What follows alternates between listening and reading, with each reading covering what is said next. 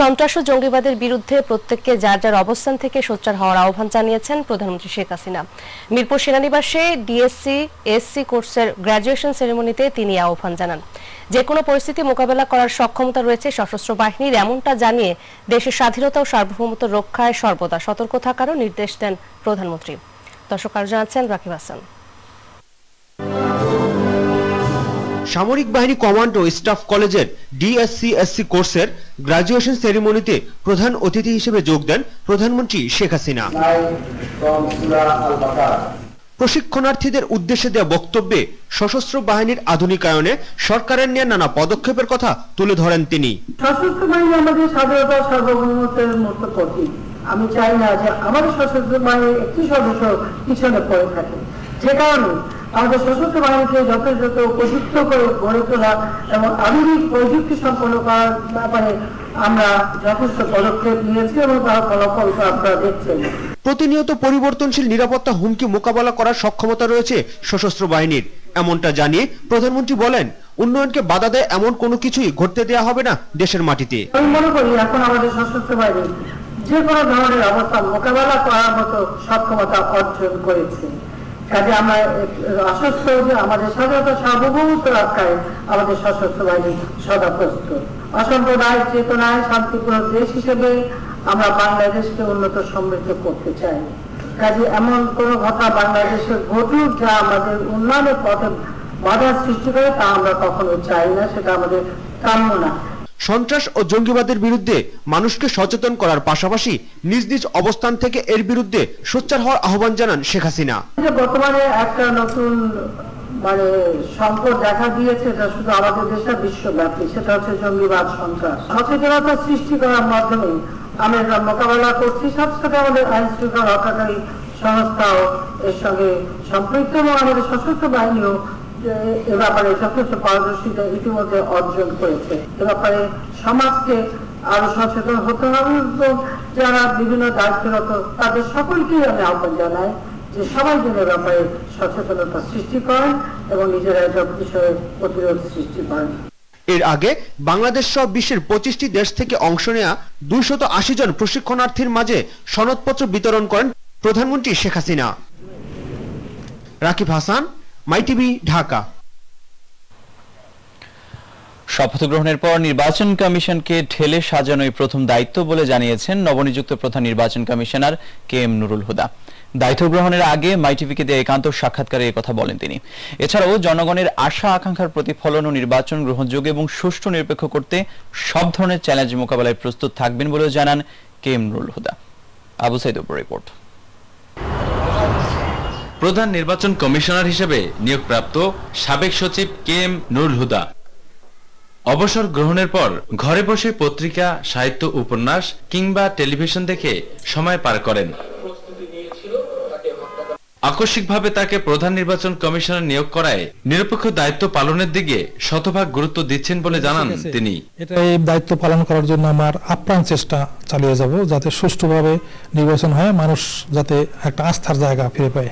শপথ নেওয়ার পরে আমার প্রথম কাজ হবে আমার কমিশনের সদস্যদের সাথে বসা এবং নির্বাচন কমিশনের যারা কর্মকর্তা আছে তাদের সাথে বসা এবং জানা যে কোথায় কি আছে, কি হচ্ছে, কি অবস্থায় আছি আমরা নির্বাচন কমিশন নিয়ে।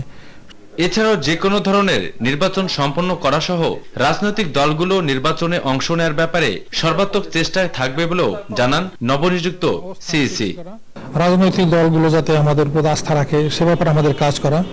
যদি আমার কমিশন মনে করে এবং রাজনৈতিক দল যদি ইচ্ছা করে তাদের সাথে মত বিনিময় করা, যদি তারা রাজি হয় বা সম্মত থাকে তাদেরকে বোঝানো যে আমাদের অবস্থান কি, নিরপেক্ষতা আমাদের কতখানি থাকবে, সেই অবস্থান কি, সেই জিনিসগুলো নিয়ে তাদের সাথে আলোচনা করা। রাজনৈতিক দলের নির্বাচনে আসা না আসা সেটা তো আমাদের কাজের উপর নির্ভর করে না, আমাদের সে তাদের রাজনৈতিক সিদ্ধান্ত। তো আমরা আন্তরিকভাবে চাবো যে তারা সকলে যেন নির্বাচনে অংশগ্রহণ করে এবং সেরকম পরিস্থিতি যদি হয় দরকার হলে আমরা তাদের সাথে আলোচনা করব, তাদেরকে বোঝানোর চেষ্টা করবো যে আমাদের অধীনে সুষ্ঠু নির্বাচন হবে। তবে আলোচনা সমালোচনা যাই হোক না কেন নিরপেক্ষ প্রশ্নবিদ্ধহীন দায়িত্ব পালনে আন্তরিক ও সচেষ্ট থাকার প্রত্যয় ব্যক্ত করেন কেএম নুরুল হুদা। আমার কাছে বিএনপি নেই, আওয়ামী লীগ নেই, জাতীয় পার্টি নেই, কোনো রাজনৈতিক দল নেই। আমার কাছে আছে শুধু সংবিধান এবং আছে আইন কানুন, নিয়ম কানুন। সেই ভিত্তিতে আমি নির্বাচন পরিচালনা করব। কারো প্রতি কোনো রকমের দুর্বলতা আমার কাছে নেই অথবা কারো প্রতি কোনো অভিযোগ নেই। আবু সাইদ অপু, মাই টিভি, ঢাকা। এশিয়ান ডেভেলপমেন্ট ব্যাংকের কাছ থেকে $6 বিলিয়ন ঋণ সহায়তা পাওয়ার বিষয়টি পাইপলাইনে রয়েছে বলে জানিয়েছেন অর্থমন্ত্রী আবুল মাল আব্দুল মুহিত। সকালে সচিবালয়ে অর্থ মন্ত্রণালয়ে এডিবির ভাইস প্রেসিডেন্ট ওয়েন চাই জাগ এর সঙ্গে বৈঠক শেষে তিনি এসব কথা জানান। গত বছর এ ব্যাংক 613 মিলিয়ন ঋণ সহায়তা দেয়। তাদের লেনদেন বেশ ভালো বলে জানান অর্থমন্ত্রী। এডিবি ডিসবার্সমেন্ট খুব ভালো। গত বছর 813 মিলিয়ন ডিসবার্সড হয়েছে from a pipeline of about 6 billion. Yes, sir. So we want to maintain this standard. তাদের কিছু ন্যাশনাল অ্যালোকেশন আছে, আমরা যেটা ওয়ার্ল্ড ব্যাংকের সঙ্গেও করি, তাদের সঙ্গেও করি, যে we always exceed the national allocations, we do better. মাদকের বিস্তার রোধে আইন শৃঙ্খলা বাহিনীর পাশাপাশি মাদকদ্রব্য নিয়ন্ত্রণ অধিদপ্তরকে আরো শক্তিশালী করতে কাজ করছে সরকার। আর যুব সমাজকে ধ্বংসের হাত থেকে রক্ষা করতে সকলকে সোচ্চার হওয়ার আহ্বান জানিয়েছেন স্বরাষ্ট্রমন্ত্রী আসাদুজ্জামান খান কামাল। রাজধানীর শাহজাহানপুরে মাদক বিরোধী সমাবেশের প্রধান অতিথির বক্তব্যে তিনি আরো বলেন, দেশে মাদক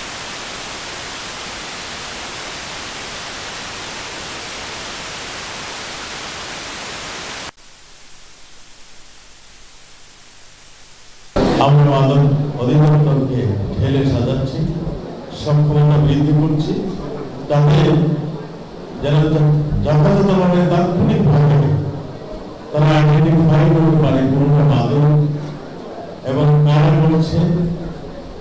সেই জন্য আমরা তাদের লোকবল বৃদ্ধির মাধ্যমে, সক্ষমতা বৃদ্ধির মাধ্যমে আমরা তাদেরকে ঢেলে সাজাচ্ছি।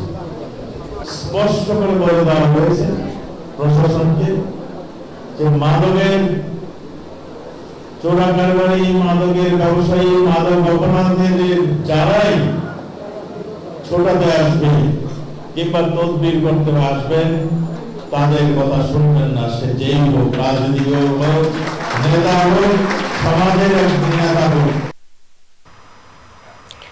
নবগঠিত নির্বাচন কমিশনের অধীনে আগামী সংসদ নির্বাচনে অংশ নেওয়ার জন্য বিএনপিকে আহ্বান জানিয়েছেন সড়ক পরিবহন ও সেতুমন্ত্রী ওবায়দুল কাদের। তিনি বলেন, নির্বাচনে না এলে বিএনপি বড় ভুল করবে। তৃতীয় শীতলক্ষ্যা সেতু নির্মাণ কাজের চুক্তি স্বাক্ষর শেষে সেতুমন্ত্রী সাংবাদিকদের আরো বলেন, এই নির্বাচন কমিশনে জনগণের ইচ্ছার প্রতিফলন ঘটেছে, তাই এই কমিশনকে গঠন না করলে বিএনপি রাজনৈতিকভাবে দেউলিয়া হয়ে পড়বে বলেও মন্তব্য করেন ওবায়দুল কাদের।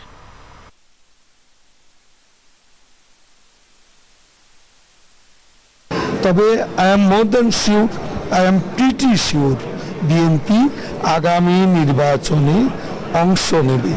কারণ আগামী নির্বাচনে অংশ না নিলে আজকে দুর্বল এলোমেলো বিএনপি আরও দুর্বল হবে, আরও সংকুচিত হবে, সেটা তারা ভালো করে জানে। সুষ্ঠু নিরপেক্ষ নির্বাচনের স্বার্থে বর্তমান প্রধান নির্বাচন কমিশনারকে বাদ দিতে রাষ্ট্রপতিকে আবারও বিবেচনা করার অনুরোধ জানিয়েছেন বিএনপির ভাইস চেয়ারম্যান শামসুজ্জামান দুদু।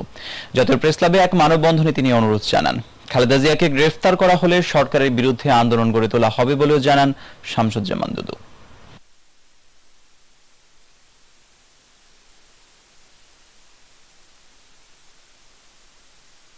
প্রধান নির্বাচন কমিশনার শপথের আগেই মহামান্য রাষ্ট্রপতিকে আমি অনুরোধ করব, বিবেচনার কোনো সুযোগ থাকলে সেটা গুরুত্ব সহকারে আপনি বিবেচনা করুন। এই দেশের জনগণ যদি বিদ্রোহ করে, সেই বিদ্রোহকে রূপ নিতে পারে, আপনার বেশি পিছনে যাওয়া লাগবে না। 69 গণঅভ্যুত্থান আমি দেখাবো না।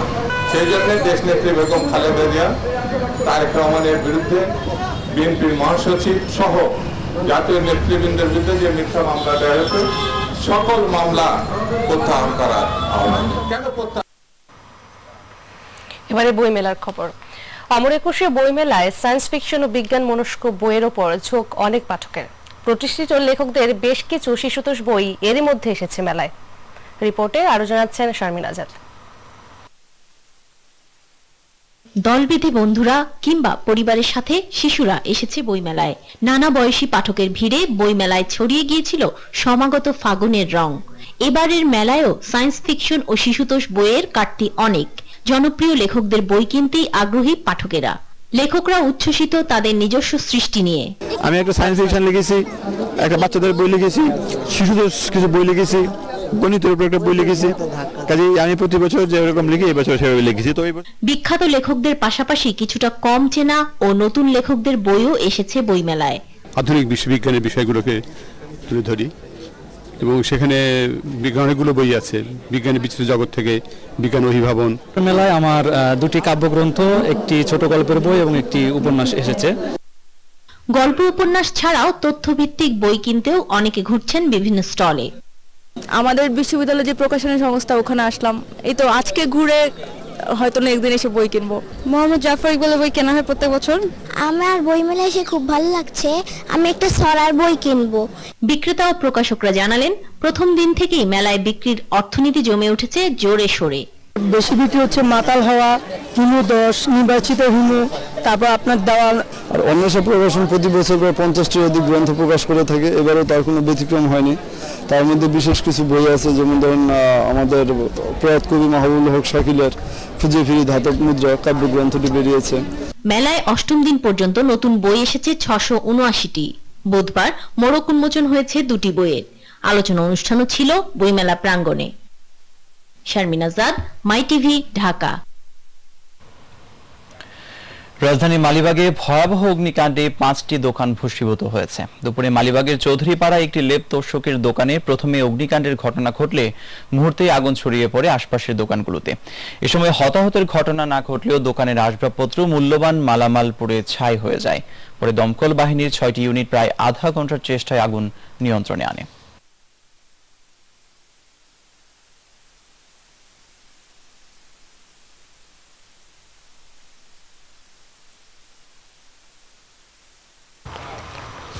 দর্শক নিচ্ছে একটু বিরতি, আর ফিরে এসে যা থাকছে।